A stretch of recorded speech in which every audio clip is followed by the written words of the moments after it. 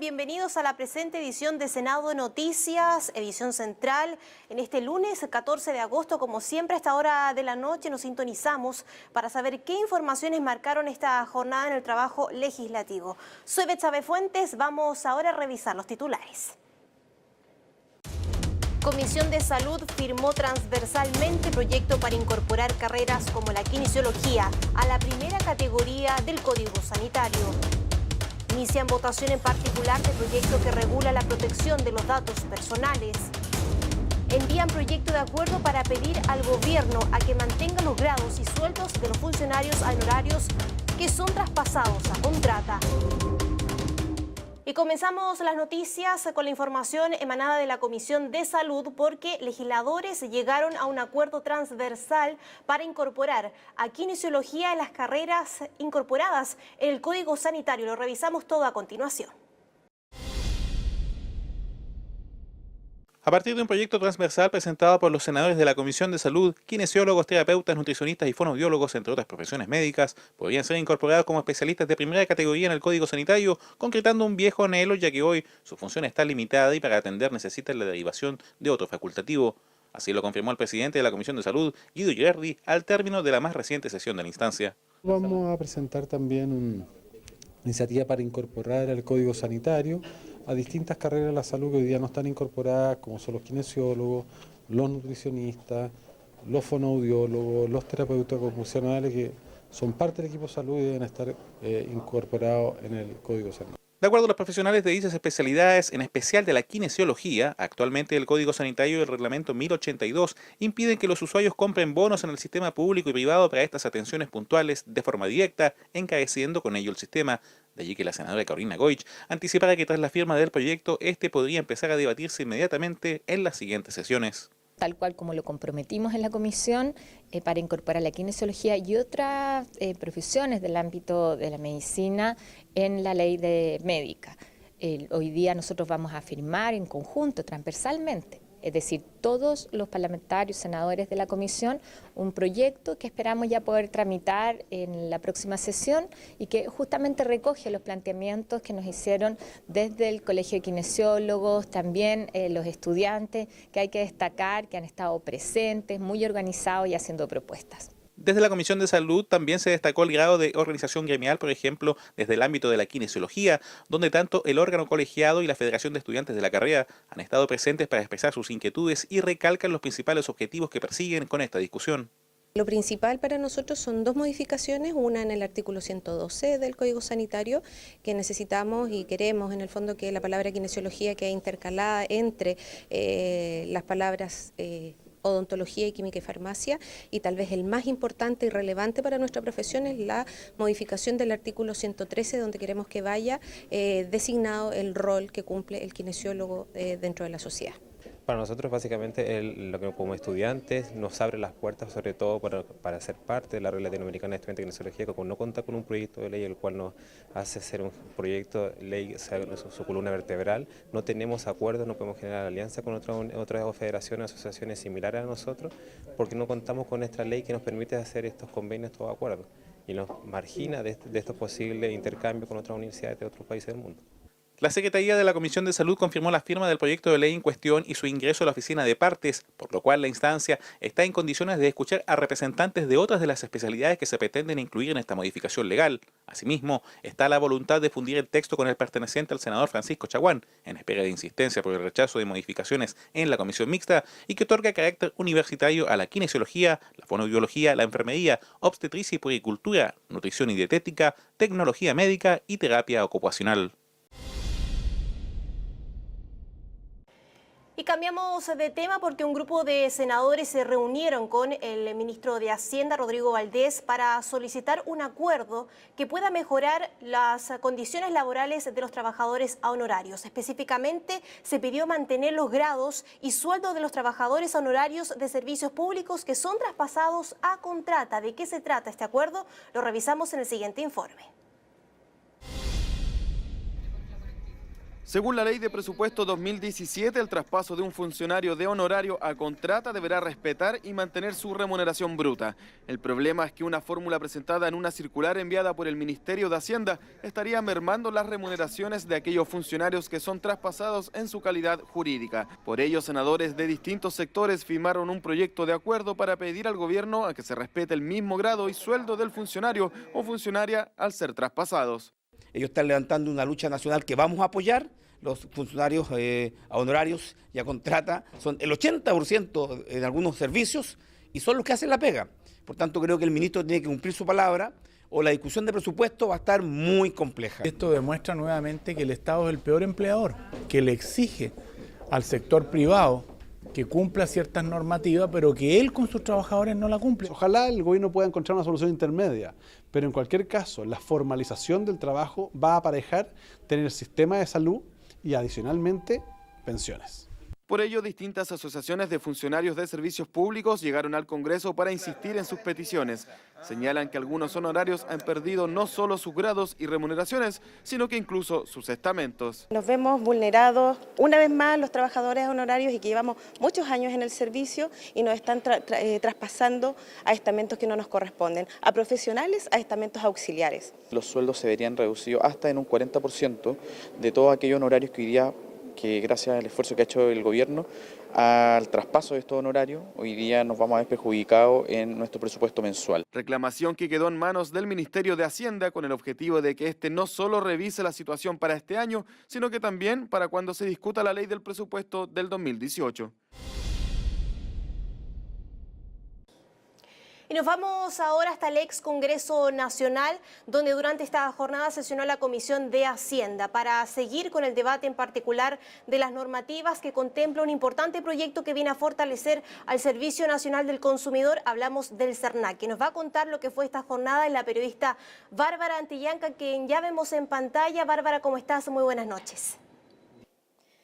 Así es, Betsabe, buenas noches. Efectivamente fue una larga jornada la de esta mañana donde estuvieron cada uno de los integrantes de la Comisión de Hacienda analizando y abocándose justamente en el análisis y también, por supuesto, la votación del proyecto que busca fortalecer el Servicio Nacional de los Consumidores. Algunos de los puntos que fueron debatidos durante esta jornada y también votados es que se establece un régimen detallado de atenuantes y también de agravantes. Además, se analizó bastante respecto a cómo aplicar las sanciones de acuerdo a los criterios como por ejemplo la gravedad de la conducta. Un punto bastante destacado también fue la importancia de que haya una simetría entre la sanción y el tipo de empresa que cometió la infracción. Allí detallaban durante la sesión también, por supuesto, ejemplificaban que no es lo mismo una sanción aplicada a un negocio de barrio, por ejemplo, que a una gran empresa. También se analizó la importancia de establecer un marco normativo general que pueda ser aplicable no solo al Servicio Nacional del Consumidor, sino también a los distintos juzgados de garantía local. Otro de los puntos que fueron analizados fue el tratamiento de las infracciones de interés colectivo.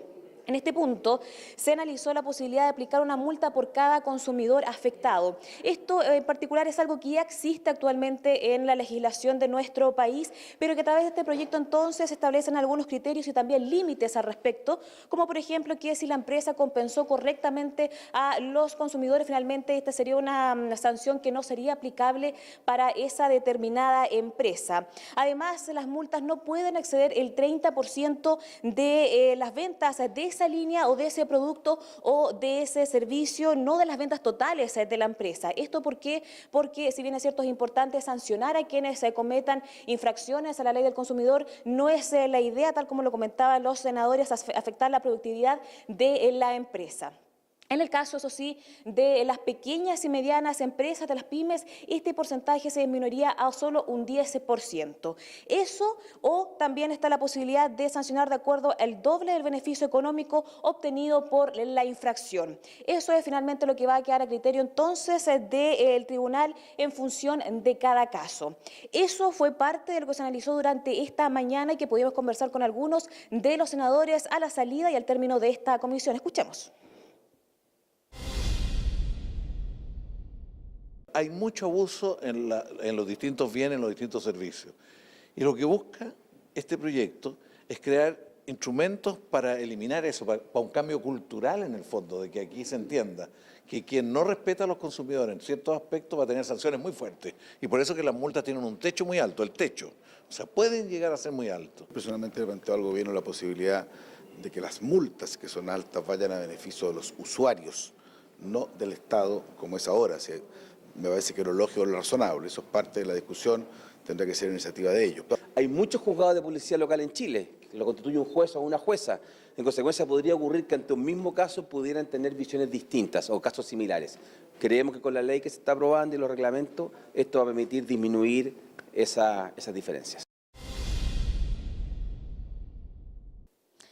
Bien, ahí escuchábamos entonces las apreciaciones de los senadores luego de haber debatido ampliamente este proyecto de ley. Escuchábamos ahí al presidente de esta comisión, al senador Carlos Montes, haciendo hincapié respecto a la importancia de este país, que va a ser un cambio realmente cultural para todos nosotros, que tal como lo decía él, estamos prácticamente acostumbrados a que nuestro derecho, específicamente como consumidores, sean transgredidos. También escuchábamos al senador Juan Antonio Coloma dando cuenta de que sería bastante importante de que estas sanciones y los beneficios económicos a partir de ellos sean en función y en beneficio de los consumidores y no del Estado, tal como se plantea en este proyecto. Y además, como lo comentábamos en un comienzo y que también refuerza el senador Ricardo Lagos Weber respecto a la importancia que va a tener entonces aunar criterios para que esta ley sea interpretada tanto por el CERNAC como por los distintos juzgados de policía local de la misma forma, algo que no ocurre actualmente, ya que son los juzgados de policía local quienes son los encargados de sancionar, pero de acuerdo al criterio de cada juez. Son ellos quienes finalmente interpretan las leyes de acuerdo a su criterio y finalmente establecen sanciones. Conversamos con el ministro de Economía, así como también con el director actualmente del CERNAC. Escuchemos lo que nos contaron.